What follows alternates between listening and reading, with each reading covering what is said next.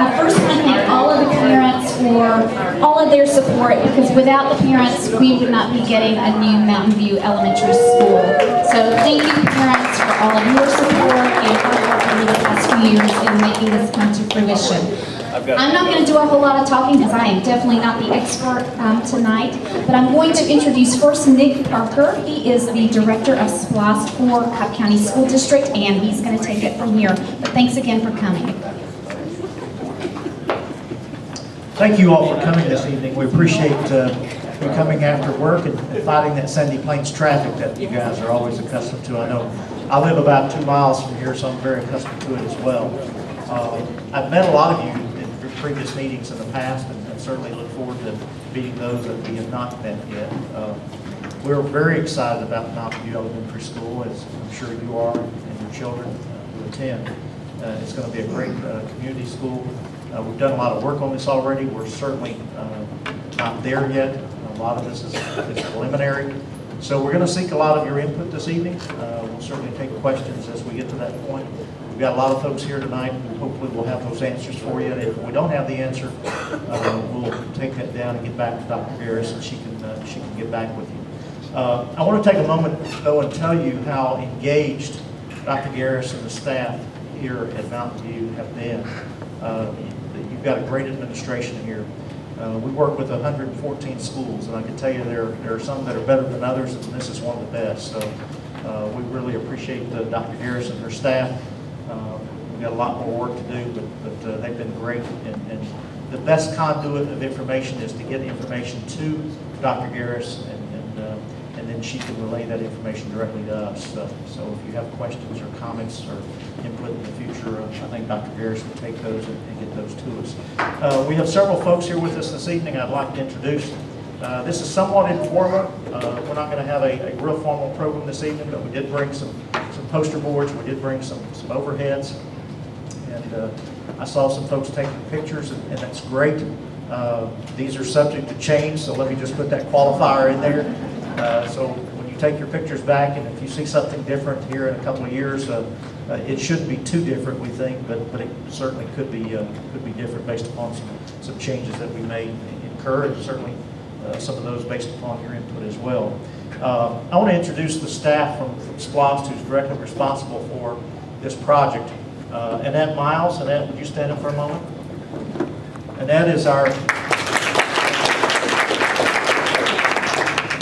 director of SPLOST, and she handles all the areas in the west. And although this is in the east, sometimes our east work gets a little bit overburdened, and we have to share the workload. So in this case, Annette and her staff are handling Mountain View for us and have been since the beginning. Directly with her and working very hard with us is our program manager, Henry Gomez. We'll stand up. Henry is directly responsible for all the planning effort that goes into the school and coordinates all the activities with our architectural firm. And that firm is with us tonight. And Kirk Marchisen is here. Where's Kirk? There we go. Kirk is with Stevens and Wilkinson. They're a fine architectural firm that has worked with us in the past and does a great job for us as well. We also would not be remiss if we did not invite our folks from Cobb County Department of Transportation, because I think transportation is always on all of our minds. And so we've been engaged with them for several months now on trying to develop the traffic flow and the traffic patterns to try to mitigate the traffic as it comes in and out of the new school. Just about anything might be better than what you're experiencing today, unfortunately. But we think we have a good traffic plan thus far, and certainly we'll be tweaking that as we go along. But I'd like to introduce Dave Garrett from the Department of Transportation. And Drew Rasslin? Drew Rasslin. I'm sure all of you recognize this gentleman. He's probably one of the most engaged board members we have and represents your school and your community very well. But David Banks is with us this evening also. Did I miss any officials or anyone that would like to be recognized? Okay, thank you very much. I'm going to give you just a little bit more information, and then I'm going to turn it over to Henry and the others here to talk a little bit about some of the mechanics and some of the specifics involved with our planning and our current design. And we'll cover everything from the site plan to potential floor plan to some of the elevations and some of our thoughts. None of that is in concrete yet, no pun intended. And then we'll also get into some traffic flow scenarios that the Cobb DOT has been helping us with for some time now. And then we'll open it up for any questions that you may have along the way as well. You all probably recognize, and I think we provided some handouts this evening so that you could possibly take something away with you. These are just some basic facts and some basic data about Mountain View Elementary that we have been utilizing. But you may see that we're going to build a 61 instructional unit school year. That's pretty standard for Cobb County. With 61 instructional units, based upon the statistics that the State Department of Education provides us, that could accommodate up to comfortably 962 students. I checked with our accountability folks just yesterday, and Dr. Garris, I hope this is fairly accurate, but as of September the 14th, yesterday, we're showing that Mountain View has 827 students. So just as important as that is our demographic study that we completed this past year. We're going to update on an annual basis. It shows that Mountain View through the year 2019-2020 may grow or actually go down to about 731 students. And then in 2024-25, which is way out there and probably not very accurate, but it shows it could get as low as 705 students. So the bottom line with Mountain View Elementary School, we think that it's leveled off. You've got a great population today, but with the density of the East Cobb area and the unavailability of a lot of green space that's left, there's not a lot of continued housing development that will generate a lot more students in this area based upon what we're seeing currently. And again, that's subject to change. Someone needs in the back door. But with building a 61 instructional unit school, this should be adequate and certainly more than adequate to house all the students that we feel like will be attending Mountain View Elementary. Our budget for the school is a little over $19 million. We intend to start construction, so we'll start seeing some earth being moved probably in the first quarter of next year, 2016, and we should have the doors open for your students to come to their new school in the fall of 2017. So it's going to be moving rather quickly. You all may have driven by the site that we purchased for the school, the old driving range and some of the property associated with it down the street here on Sandy Plains. We've recently put a fence, a security fence up. Unfortunately, we're getting some vandalism and some loitering going on in the old driving range building and so forth. So we felt it was important to put up some security fencing. But the area will be demolished and site work will begin, we think, sometime in the spring of 2016. And then you can hopefully watch the progress as we go. So from there, Henry, Annette, would you like to come up and maybe kick this off and then get Kirk up here and then ultimately Dave and Drew? Thank you, Nick. Well, as Nick was saying, the project outline that we handed out, it's got some specific items as related to the project. We'll go through there, but you can see all the highlights, the individual instructional units. I won't be up here very long. I'll really want to hand it over to Kirk and to Dave Garrett. The first item I wanted to go over with is the site plan. Kirk, you want to come on up? Dave? Okay.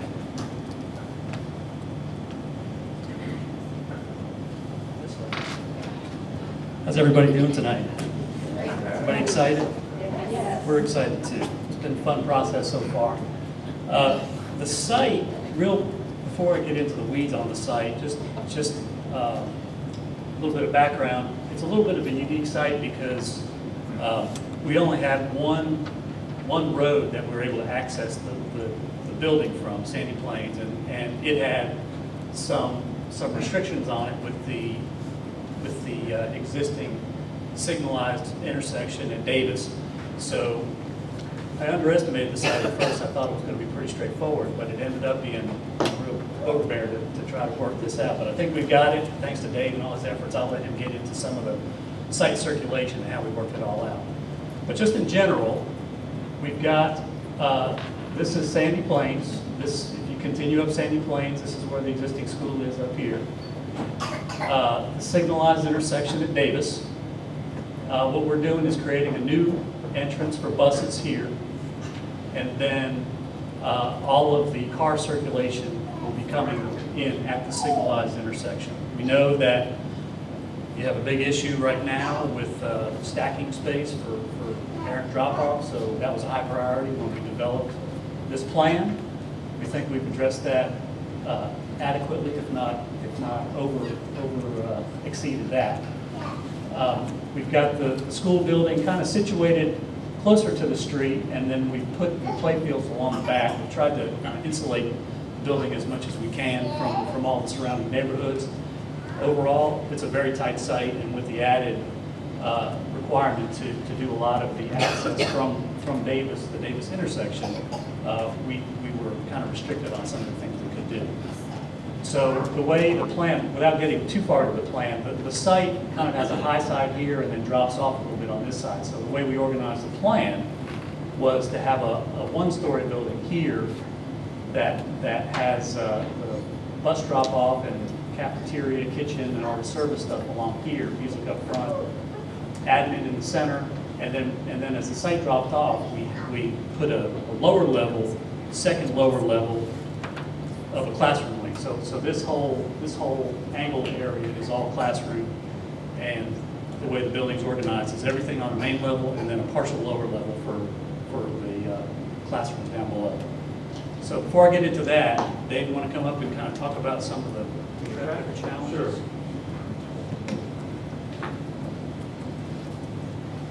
As you're aware, this site doesn't have anywhere near enough queuing capacity, so the traffic routinely AM and PM peak backs up on the Sandy Plains Road and all the problems that creates.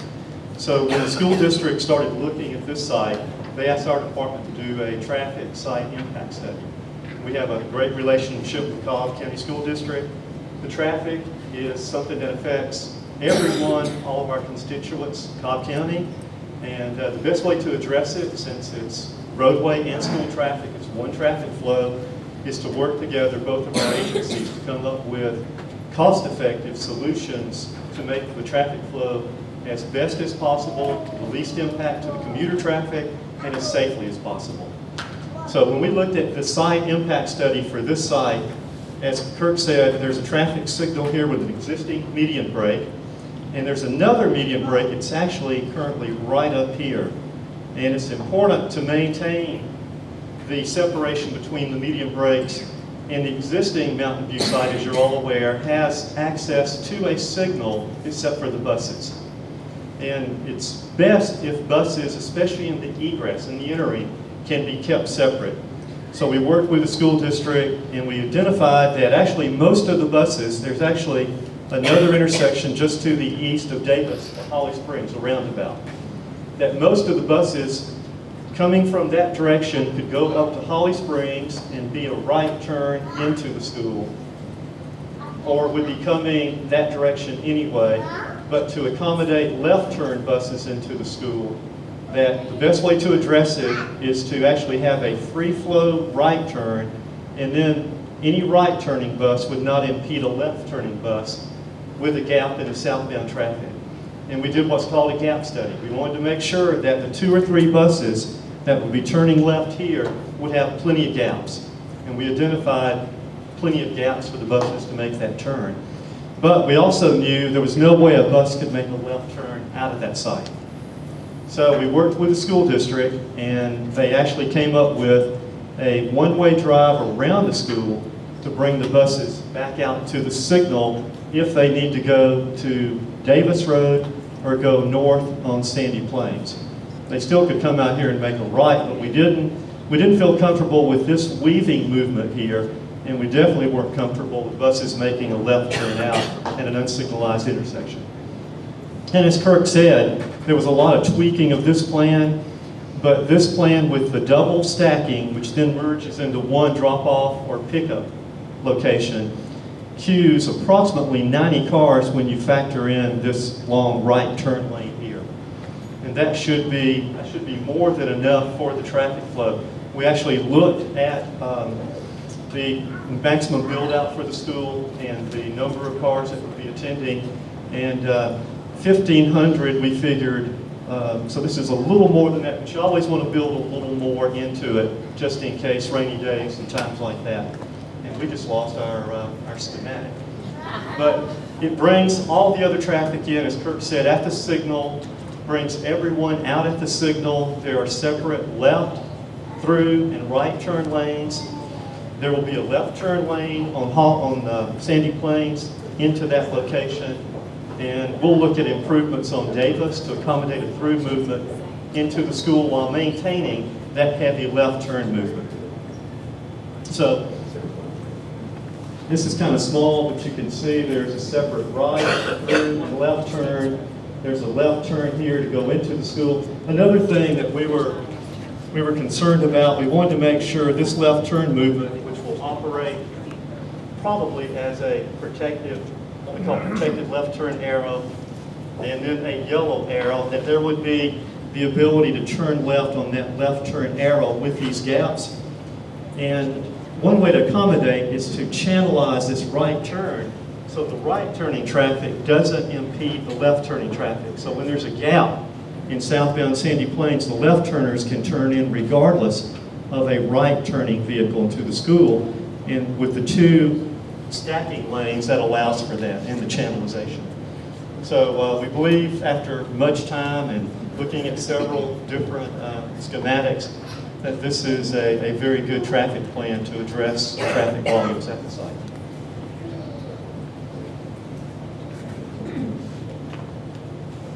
Okay. I think we're done. Okay, so well, the good news is, if this doesn't come back up, all of the images on the screen are copied here. So the next image I was going to show you was this aerial view, just to kind of give you a better idea of how the massing works. So basically, this is Sandy Plains, and you have your main entry in, and your car loop coming up across the front. So you'll have a long canopy along the front of the building.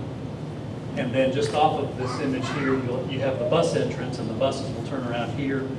And they'll have its own canopy, so we have the separation of buses and cars. All right, back up.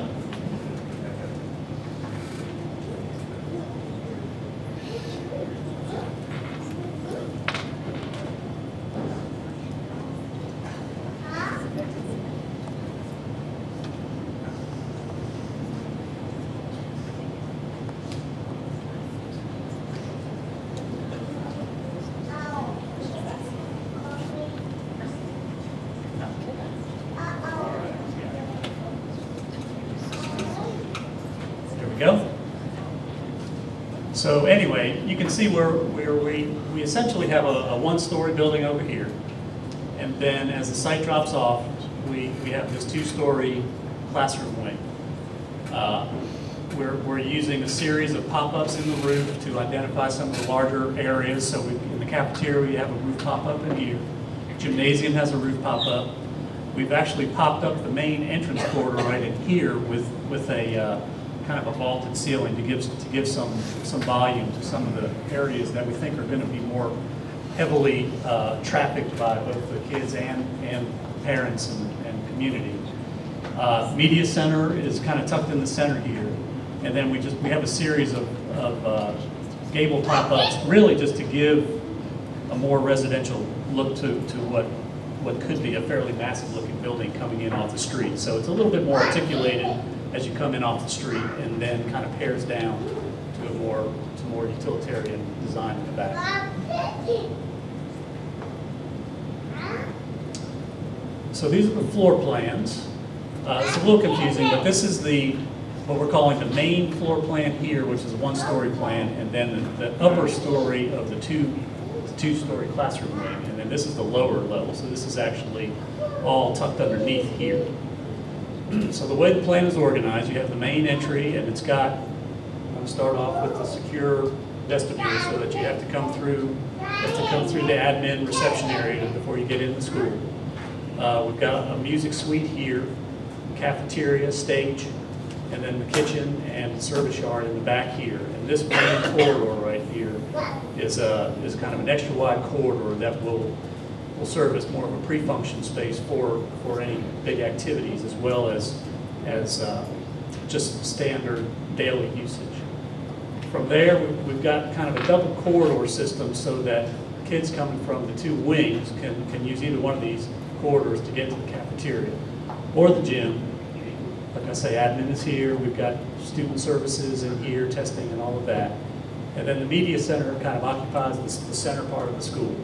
And what we've done is enabled access from the media center. Since it really doesn't have any exterior surfaces, you're able to get to the media center from multiple areas, including access from the classroom wing itself. So you don't have to really come outside the classroom wing to get in the media center. We have stairs in the center here so that you can kind of get down to the lower level here. And the way the plan is organized in the classroom wing is in the lower level, on grade, is the kindergarten wing. And we have the art labs out here, also on grade. So we've got a nice little art patio outside of those. And then we've got the primary classrooms on the first floor and on the upper floor. And then the secondary 4 or 5 classrooms are on the upper floor of the main level. So a pretty straightforward plan. One thing to keep in mind, correct me if you go over this, but the plan was laid out such that every classroom has a window. I know that's a concern on some other project I've worked on, is it just did not work out for it to be that way, and so we've either done sonotubes or some way to bring in natural light. Well, in this scenario here, we've been able to bring a window or put a window in every classroom, which I think is a big thing. Maybe stop here and get asked some questions. What we've really tried to do is give you a broad overview of some initial planning and thoughts we have here. We're a little bit past schematic design, so we've still got a lot of work to do. But with this, I'd like to take some time to open up for any questions that you have and any input that you would like to provide to us at this time. Yes, ma'am.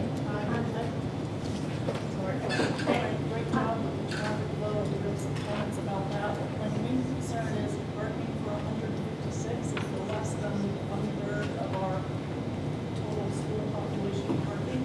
So how do you foresee addressing school events where we all have to come, like the luxury of having a cooler and our place to do the overflow, but in this new location, we don't have that benefit.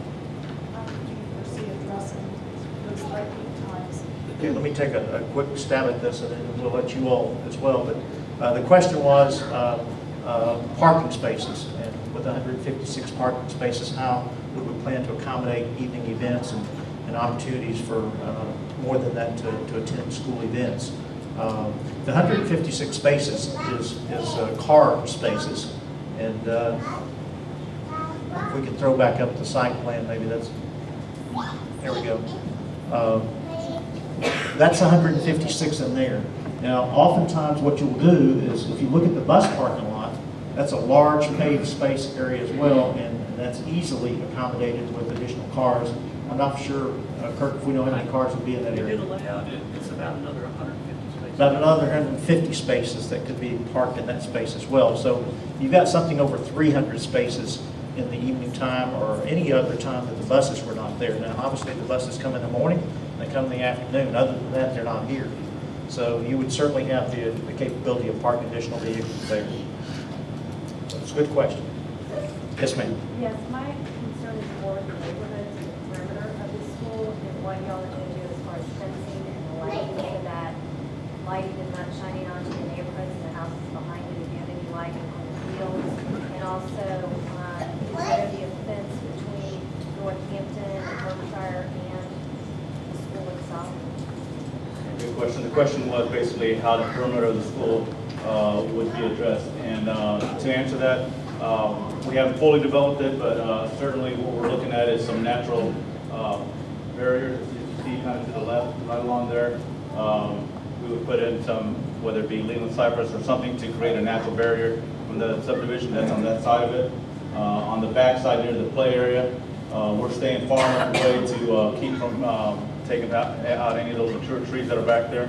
And the area, as far as fencing, towards along that line there, a lot of those homes do have a fence already. We'll probably be looking at putting a fence along there and along the back side up into the side of the school as well. Okay, so you are talking about between Northampton and the school putting a fence. Yes.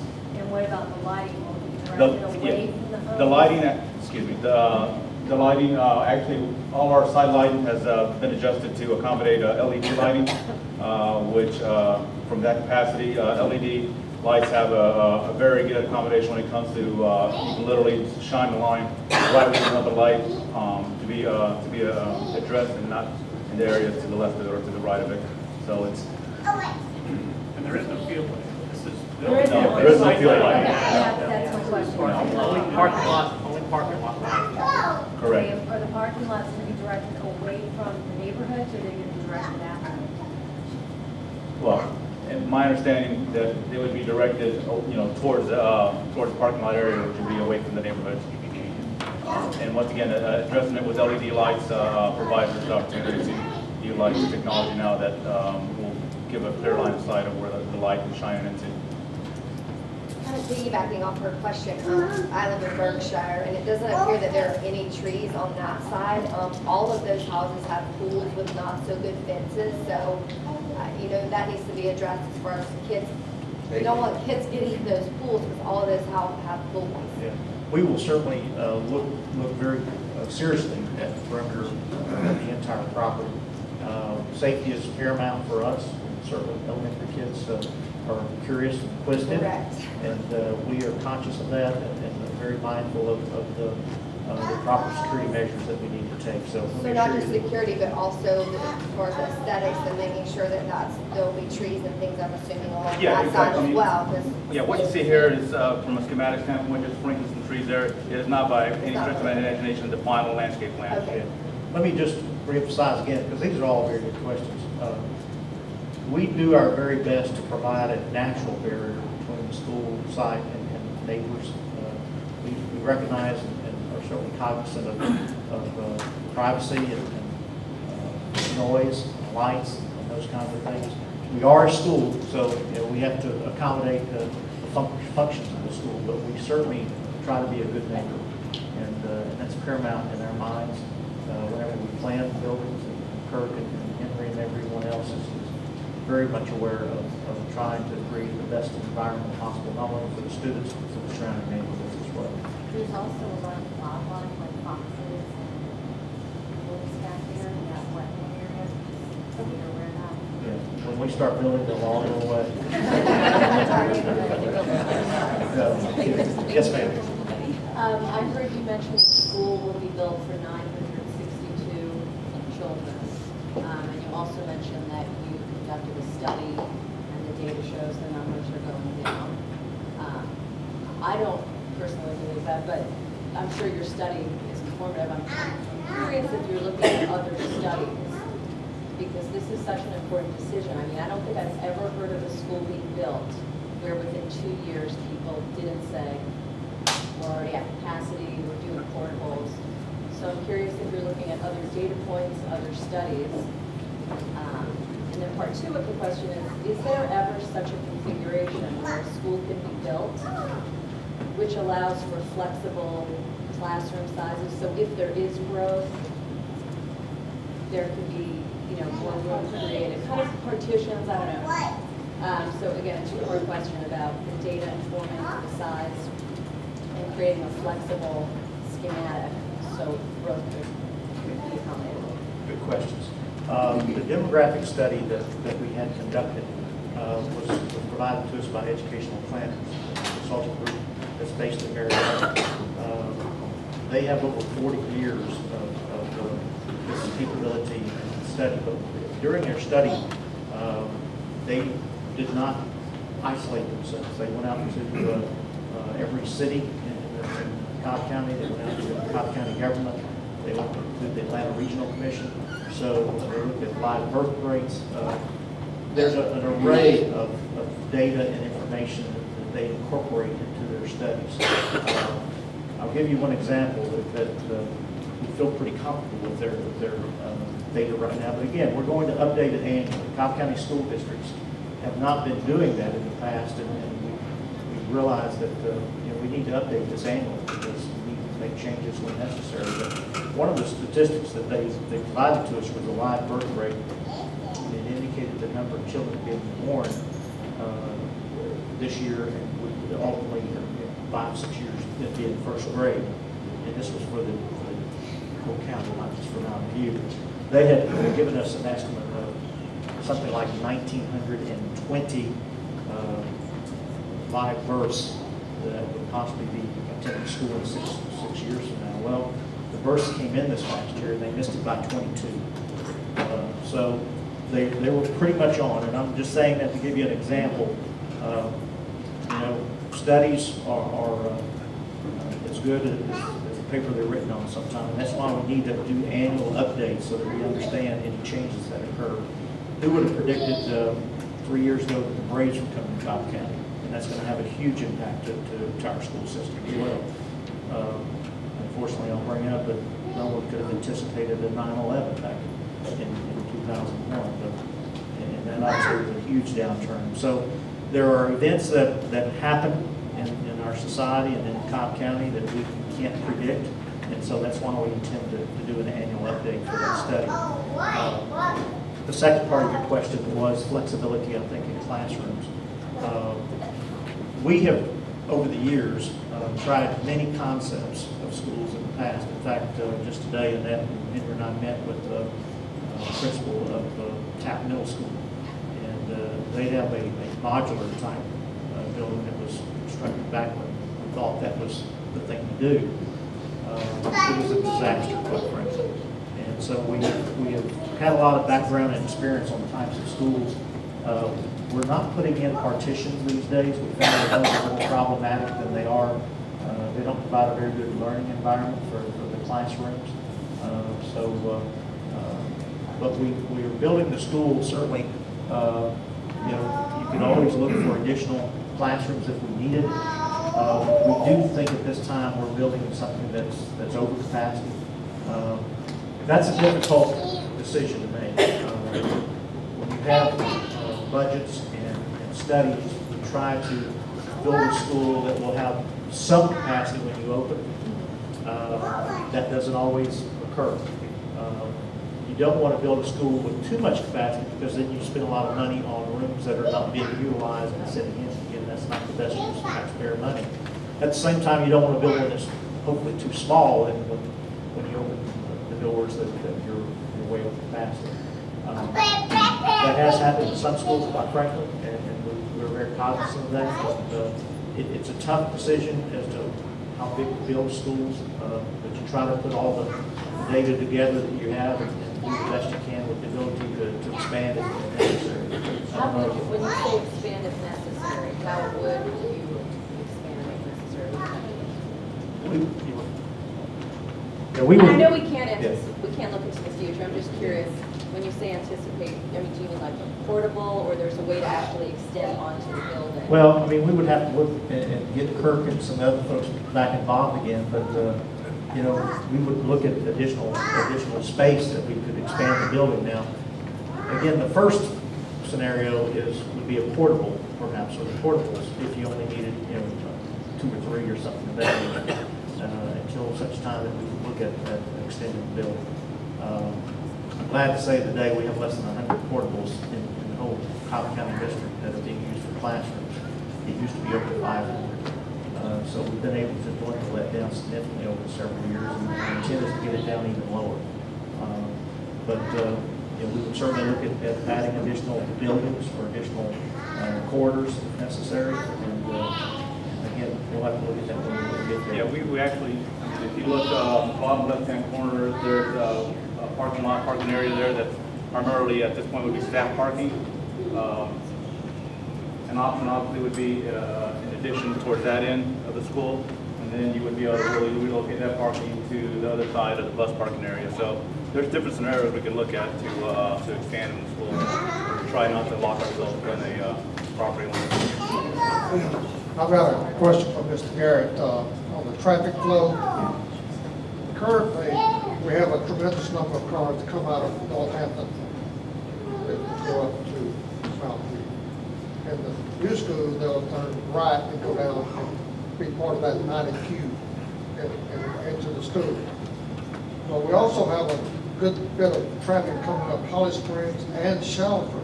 Now, right now, I think Shallowford empties into Sandy Plains, then goes into Mountain View. With this being at Davis, those Shallowford parents are going to go Davis down to the roundabout over to Sandy Plains. My question is, will the light synchronization at Sandy Plains and Holly Springs be sufficient to go over to let that Davis Road empty out before it backs up to the roundabout? Good question.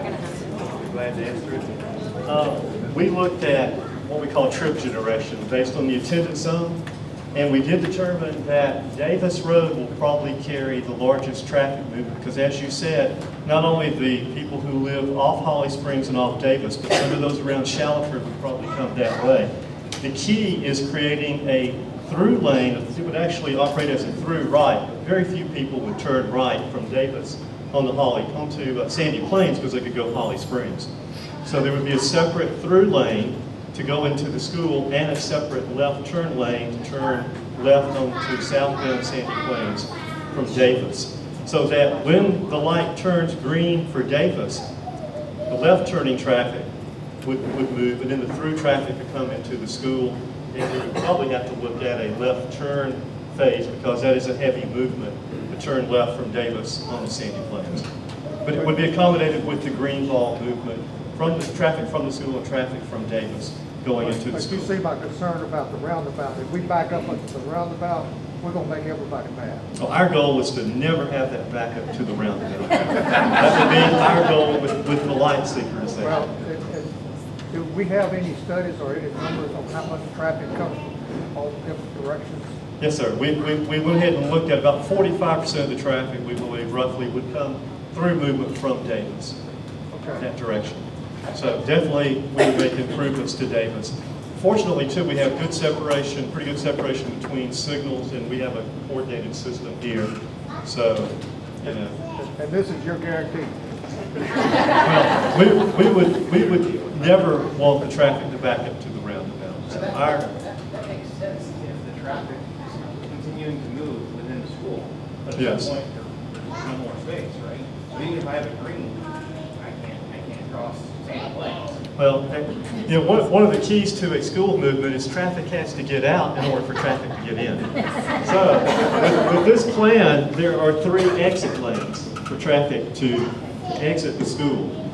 In the right turn movement, you can see there's a long right turn lane, would not be dependent on the signal. So that traffic could come down as channelized.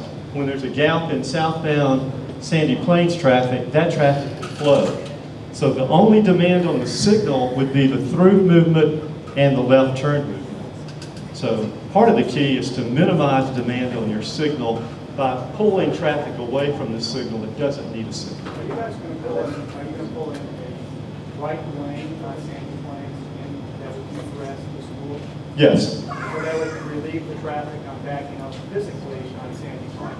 Yes. With this double stacking all the way around, as Kirk said, plus that long right turn lane, the goal is it should never back up into Sandy Plains Road. There should be plenty of queuing capacity. Those are the Berkshire, by necessity, go south. Right. And You're right the there. only way we can go north is to go Davis, because they put a no U-turn sign on the other throughput. Right. Which, I mean, it's going to be a disaster for us to get that way. You got people turning right, turning left, and back up at the same time. I mean, unless we address that no U-turn issue there, So you're saying now when you come out of Berkshire, you make a right and you come down to Davis and you make a U-turn? That's the only thing that's legal. Yeah, yeah. You would still make that U-turn, and our improvements at Davis, we would look at accommodating that U-turn with what we call an I-ground, a larger paved area to accommodate more easily that U-turn. So if anything, it should improve that movement. Go ahead, you had it. Thanks. So, getting away from the traffic for a second.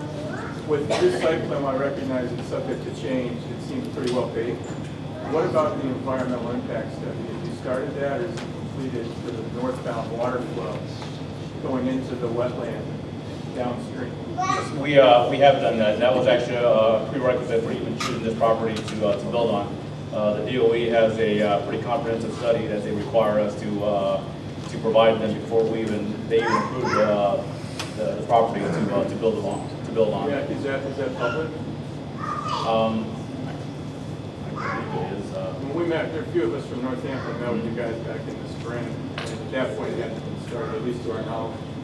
And I think that would be something that we as in Northampton would like to see, because we're immediately adjacent to the effective on it. Yeah, we're on the downhill slope. It's your design, I mean, clearly you recognize the significant elevation change. I don't know what it is top to bottom, but it's quite material. So here's what my civil engineer tells me. So the way the site is contoured now, there's essentially a saddle that runs across the site that way. So you've got what are the sheds to the back from that saddle, and then what are the sheds to the front. That's correct. So you can see the amount of paved area that we're introducing to that back third, zero.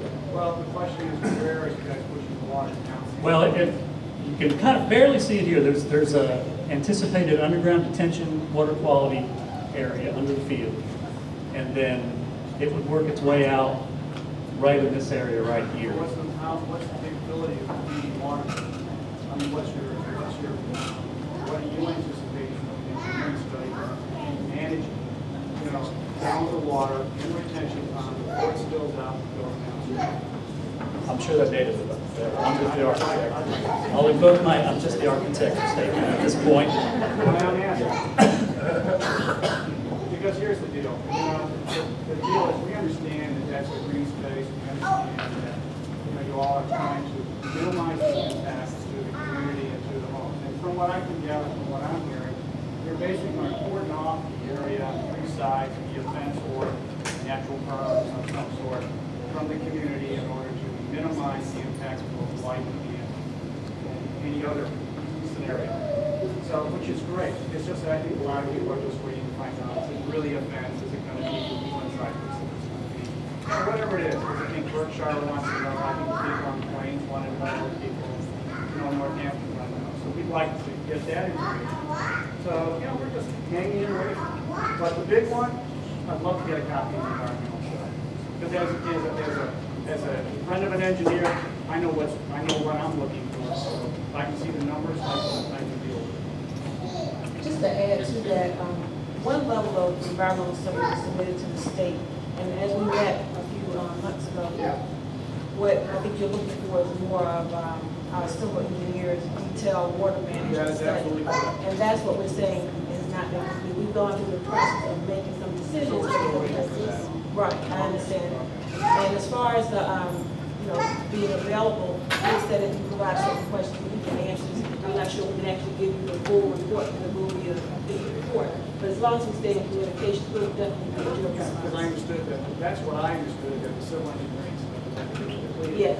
They've barely been engaged. There was a general environmental study that was done, but that's just for the impact to get the school done. Yes, that was just submitted to the state to show that we are doing our due diligence and show that the site will work. But we have additional information coming related to this. Yes, sir. If I remember correctly, I think it's past the roundabout, and you're heading towards the property. The sidewalk does not extend all the way to Sandy Plains. Is there a plan to finish the sidewalk and bring it all the way to Sandy Plains? So people, when there is walking school days or want to walk our children to school, are able to do so safely? What you're referring to is sidewalk along Davis Road? Yes, Davis extending beyond the roundabout out to Sandy Plains. Yeah, there is sidewalk on the north side of Davis going back to the roundabout. Does it extend in front of the? It doesn't extend all the way to Sandy Plains. Well, we'd look at filling in that gap as part of pedestrian. We'd look at that as part of our improvements to accommodate the pedestrian movement. Look at it, or will it happen? Well, it's something, when I say we'd look at it, be part of our overall traffic improvements. And with a small gap in the sidewalk there and a need for students to walk and need to walk, connect to other sidewalks, it would be a high priority as part of our project. Thanks. Dave doesn't have the approval himself to make that decision. It's one thing to look, it's another, it doesn't Yeah. seem like it's part of it. Does he have the money? Does he have the money? Well, That's what it's all about. I think they've got the money, but it depends upon where it's allocated. But I can assure you that Dave and this team are strong advocates of the Cobb County School District. And they really go beyond to accommodate us and fill in the gaps and try to make sure that there's plenty of pedestrian capability as well as safety. So he's making notes and we'll certainly get there. Yes, ma'am. Thank you. Okay. So this is a super healthy school. So I'm devastated that we cannot bike to this school or walk to this school. I am not putting my kids on Sandy Plains unless something is done, because I run on that road and I don't know where the 25 is starting, because it needs to start way back, because people will be accelerating off that light right here, and I don't know when the 25 is going to start. And secondly, I'd love to see a track. What do we need to do to get a track for these kids? I'll answer the 25, Nick will have to answer the track. The 25 you're referring to is the flashing beacons, the school speed limit during school peak hours. Yeah, in our traffic study, we looked at the need for that on Sandy Plains in both directions and also on Davis approaching the school to create a school zone. And we, as Nick said, we take safety and Cobb County schools very seriously. We were one of the first to go with the new fluorescent green signs, school in the pavement, the flashing beacons, and then we do that for every school. Well, we're losing our footbridge, right? I'm sorry? We're losing our footbridge, yeah? So we can't walk. We're at the mercy of traffic lights now instead of a footbridge. That's why I'm asking about speed. Sure. But that would definitely happen as part of the overall. But how far back does it go? Is there a law? Typically, we operate under what's called the manual uniform traffic control devices. It regulates signs, traffic signals, pavement markings federally throughout the nation, so you get consistency. And typically 200 feet is the minimum from school property in all directions. But if there's a need to go a little further, that's just the minimum. So we would start with that. Now the track question. Yeah, bring it. I'll always shoot straight with people. We don't have any track monies budgeted for How do elementary the other schools. schools do it? The other schools do it through foundation contributions, by PTAs, by local school funding that Renee certainly is familiar with, and will be able to provide some possible opportunities. So. Just to follow up, because I think I heard that you anticipate more traffic on Davis Road. Davis is a two-lane road, there's no shoulder, there's very little of it even has sidewalks. So what are your plans to make that safer?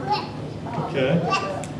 Well, Traffic that I believe everybody's yes. expected. Let me clarify that the increased traffic on Davis would only be that portion between the roundabout and Sandy Plains Road, because the traffic going to the school now from Davis and from Holly Springs is going up Holly Springs, making the right on the Sandy Plains. So it's That's not true. If parents are going to be using that to get there, if that's going to be the main light, it's going to be a lot more heavily used. well, when we looked at where people are, when we looked at the trip generation where people are coming from, if it's way out of their way to go through the roundabout, if they live down the southern end of the area around Post Oak Trip, they'll go Sandy Plains and make a left into the school.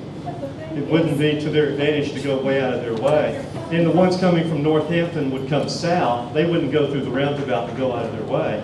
They would still come south and make a right into the school. But everyone coming from Shallowford, are going to make a corner and come through Davis. They will not go up one left turn, another left turn to make a right-hand turn into school. Just look now. example, people come through the Kroger parking lot to come into Mountain View. So if there's any way we can make it faster, people will go down Davis, go down Holly Springs to Davis from Northampton if it's faster, just based on current behaviors. I don't think that's going to be faster at all, because from Northampton, they would make a right onto Gordy, a right on the Sandy Plains, and a right into the school.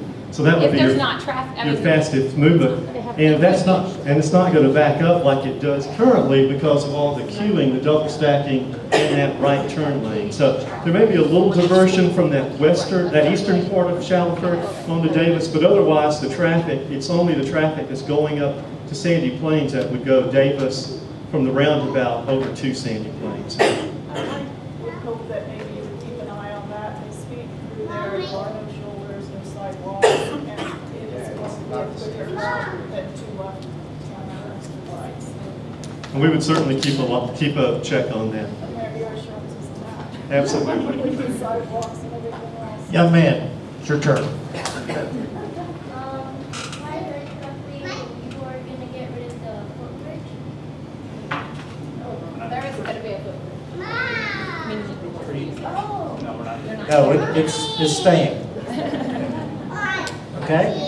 One other thing to keep in mind is from the stormwater management, the area, the parking area, is all going to be, right now we're looking at is a permeable pavers, which will basically be bricks out there. And we've done other schools, Smyrna Elementary and other schools where it limits our runoff quite a bit. And it's also a much better view than a straight sea of asphalt. Just to address that, we can say something about the track. Yeah, about it, you know, so if we can fund it, then it's, I'm assuming something that can be worked into the plan around the field. And then. How about the track? Yeah. Yes. Okay, and who would be the right person to get to work with in terms of funding, timelines, what that would look like? That's the campaign. Dr. Garris would certainly want to coordinate that on behalf of the school. And then certainly we can provide contractors who are conducive to doing this in schools that have done it in the past and give you the best price that you could probably get on the street. So we try to accommodate that as best we can. Dr. Garris would need to lead that effort. So it would be our foundation, PTA, and school council, it would be a combined effort. So it'd be a fundraiser. Yes. I have two questions. One, where the school will go in to tap into the sewer system.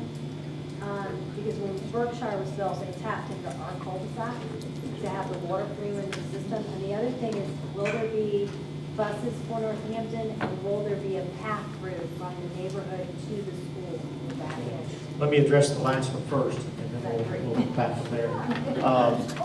We actually met with some gentlemen over here, I think, and others, I want to say it's been maybe 3 months ago, and they asked to come in and meet with us and talk about pass-throughs and impacts with regard to Northampton, and certainly we were very sensitive to that.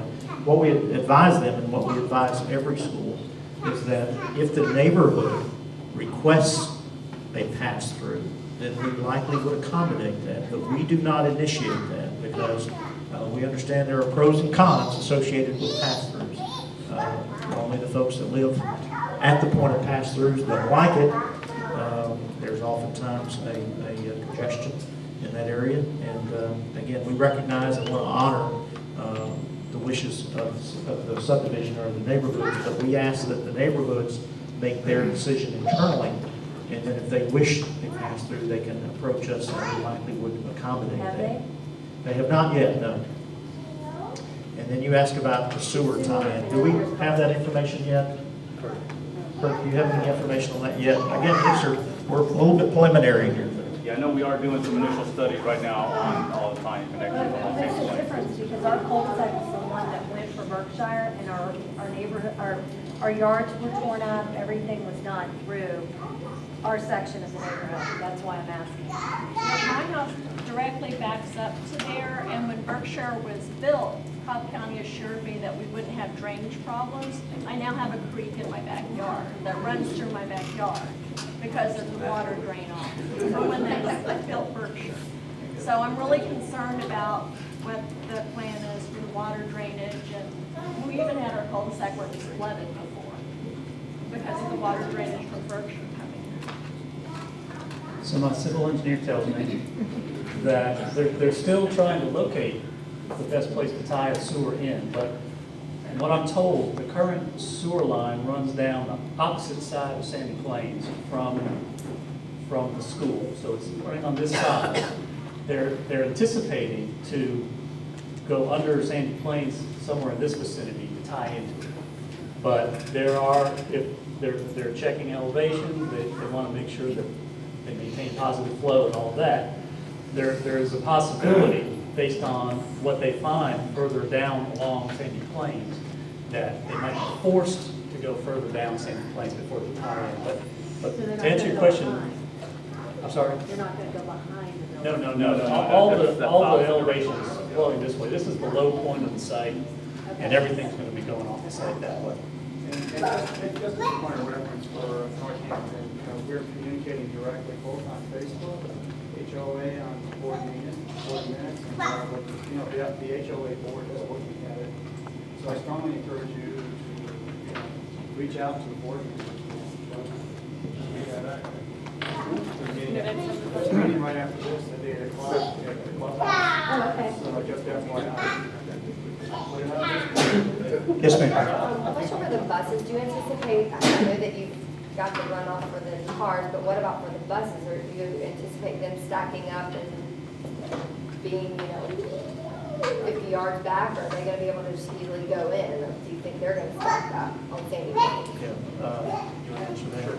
And you can have the number of buses off the top of your head, or Dave, do you have those on there? 14. Yeah, 1, 2, 14, we have now 18. 14 now? Okay, and we're building it to accommodate 18.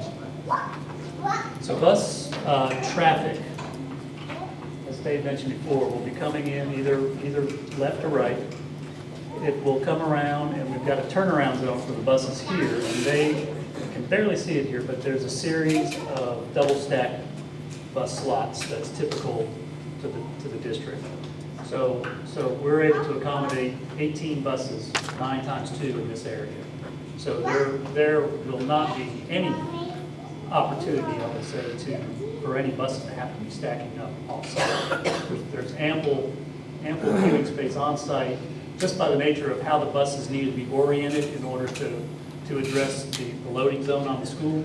So it's not they're coming right in and have to go immediately to the school. Is Northampton getting buses still? We don't have anyone here from transportation this evening, but I know we've been working with Carol Valentine. I'm not aware of them making any modifications to the current bus pickup. We have been working with our school transportation department diligently in all of this planning, and they've been looking at the routes with us and everything. So they've also bought into the program as well. So, yes. I want to take the liberty of changing the subject. I'm more interested now in the makeup of the school building itself. The wall, the floor, the walls, the veneer, the gym floors. What's going to be inside this school that makes it up? Do you want to start that? Or you want me to? Well, to your point, we do have a guide spec that we follow. The flooring in the gymnasiums is like a snap board flooring with an impact to it.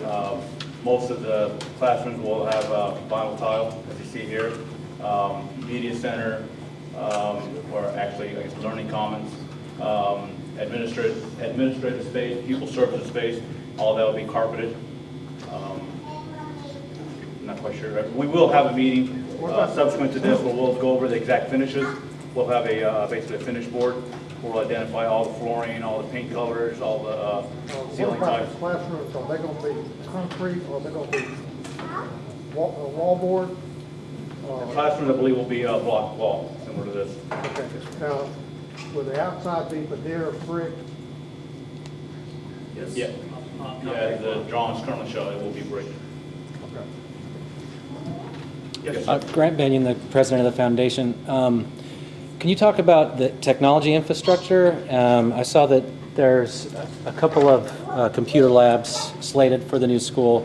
If you could talk about the technology infrastructure. If we've got 4-year-old computers here, we'll be 6 years old by then. So both the infrastructure, the end user experience. And then science lab, I didn't see anything about the science lab in here. There's an enormous amount of storage space needed for the science lab. If you could touch on those, please. The technology, and Dr. Garris, you may have to help me here, because the technology department at South Carolina School District is the department responsible for allocation of technology, both funding and numbers. I know there's a refresh that is ongoing with regard to upgrades. I'm not sure where Mountain View is on that today. Do you have any information?